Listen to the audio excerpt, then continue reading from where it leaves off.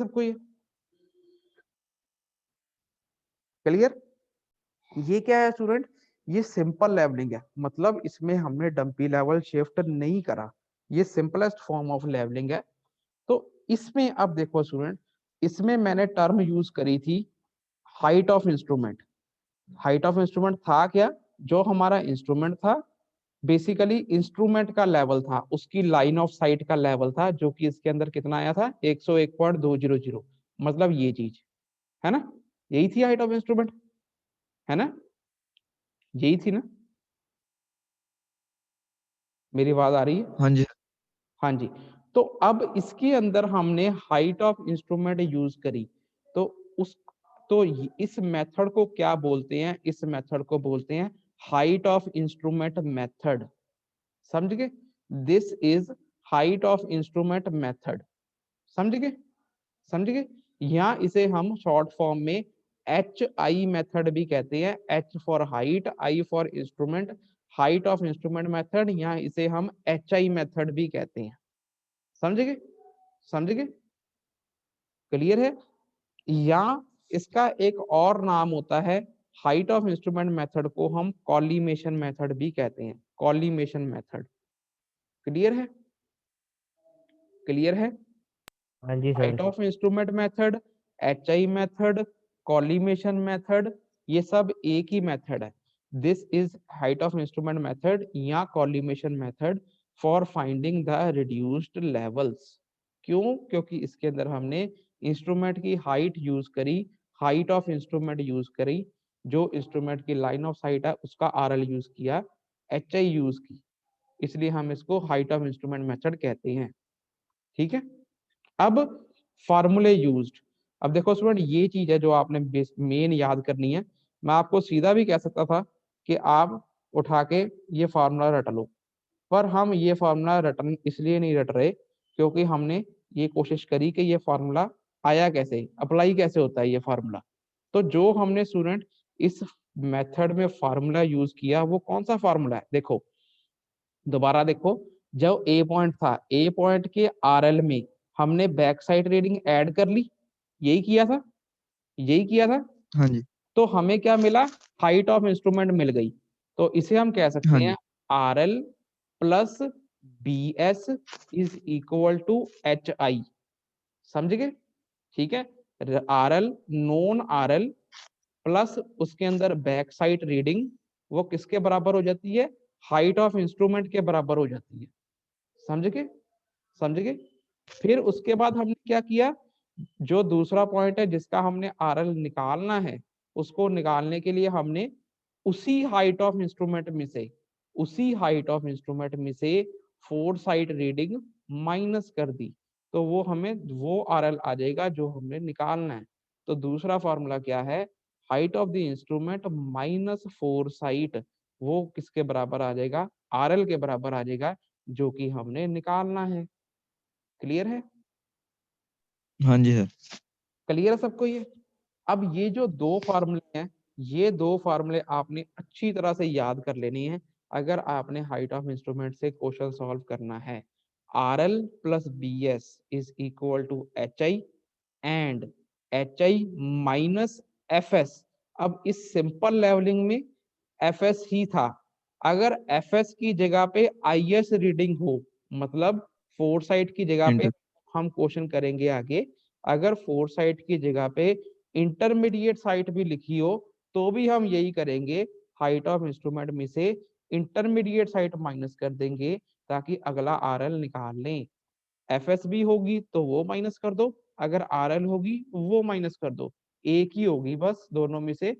तो दो फार्मूले आपने याद कर लेने हैं, RL plus BS is equal to HI, और दूसरा HI माइनस FS या IS, जो मर्जी हो, that will be equal to next RL।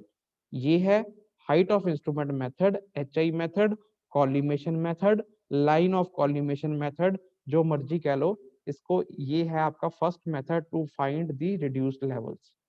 Clear है? क्लियर है? हाँ जी सर। ये है बेसिक कि यस ये सर। मेथड अप्लाई कैसे होता है।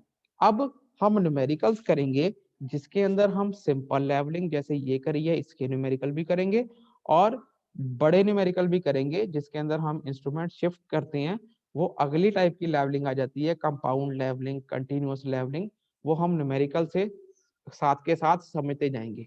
क्लियर है? बेसिक पता लग गया? अगर ये चीज नहीं पता लग रही तो किसी को भी अगर नहीं पता लग रही तो आप मुझसे दोबारा पूछ सकते हो, क्योंकि आगे हम फिर इस पे बेस पे न्यूमेरिकल करेंगे। हाँ जी, चिराग पता लगा? चिराग मिनिया, चिराग, और कौन है? गगनदीप, गगनदीप, गगनदीप कुमार, कोई जवाब ही नहीं दे रहा। गगनदीप कुमार को समय लग रहा है? हर्षदीप, हाँ जी सर। पता लग रहा है जो मैं पढ़ा रहा हूँ? हाँ जी सर। लवप्रीत, शुभम, मनप्रीत, कन्वरराज, विकास, रमन, पता लग रहा है?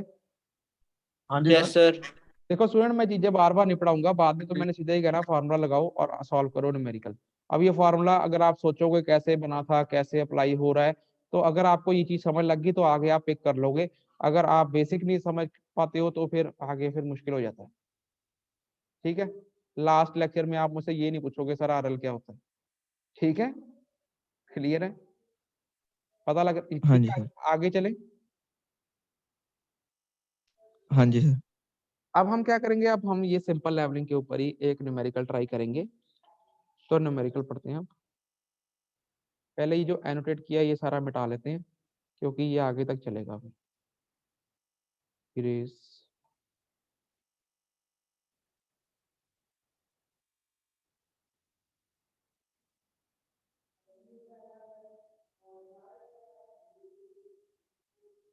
क्योंकि ये अगली स्लाइडों में भी ये ऐसे ही चलता है, इसलिए ये मिटाना पड़ता है।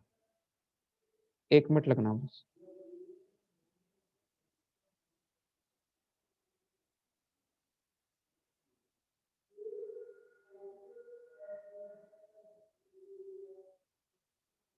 चलो, हाँ जी। अब स्टूडेंट हम एक न्यूमेरिकल पढ़ेंगे। देखो मैं आपको स्टेप बाय स्टेप कराऊंगा, पहले सिंपल फिर डिफिकल्ट ऐसे चलेंगे। और न्यूमेरिकल से ही मैं आपको डिफरेंट टाइप्स की लेवलिंग समझा दूंगा। जैसे मैंने ये आपको समझाई थी सबसे simple case of simple levelling, तो इस सिंपल लेवलिंग पर न्यूमेरिकल कराऊंगा, उससे आपको पता लग जाएगा सिंपल लेवलिंग होती क्या है। ठीक है ना? अब ये न्यूमेरिकल है, ये न्यूमेरिकल दिख रहा है सबको? ये न्यूमेरिकल दिख रहा है सबको? देखो ये न्यूमेरिकल क्या कहता है, पहले इस न्यूमेरिकल को समझने की कोशिश करो। ये न्यूमेरिकल कहता है the following are the successive staff readings. ये क्या है? ये जो हमें रीडिंग्स दी गई हैं, ये जो 0.985, 1.105, 1.125, 1.170, 1.080, ये क्या है? The following are the successive staff readings.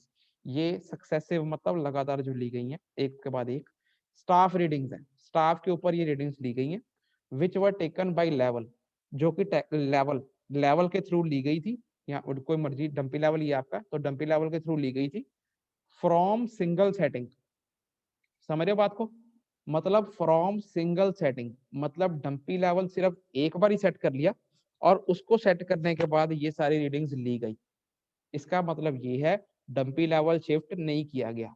तो इससे आपने पकड़ लेना है ये केस कौन सा है, ये सिंपल लेवलिंग का केस है, जिसके अंदर डंपी लेवल हमारा जो इंस्ट्रूमेंट है, इंस्ट्रूमेंट जब मैं बोलता हूँ इंस्ट्रूमेंट तो मतलब डंपी लेवल, जिसके अंदर हमने इंस्ट्रूमेंट को शिफ्ट नहीं करा। ठीक है? तो सिंगल सेटिंग पे हमने रीडिंग्स पढ़ी, कौन सी रीडिंग्स पढ़ी? 0.985, 1.105, 1.125, 1.170, 1.080। अब ये रीडिंग सारी मीटर में ही है, पेपर में ऐसी लिखी आएंगी, यहाँ कुछ नहीं लिखा मीटर एमएम, अंडरस्टूड है, ये मीटर में ही है। अब नेक्स्ट आरएल ऑफ स्टेशन ए। अब उसने क्या दे दिया हमें? स्टेशन ए मतलब पहला स्टेशन, उसका आरएल हमें दे दिया, reduced level of station A is equal to 87.125 metre. मतलब पहला स्टेशन का आरएल कितना है? 87.125। और इसी स्टेशन पे याद रखना हम पहली रीडिंग पढ़ते हैं, तो इसका क्योंकि पहली रीडिंग हमेशा नॉन आरएल पे पढ़ी जाती है, और पहली रीडिंग कौन सी होती है? Back side reading.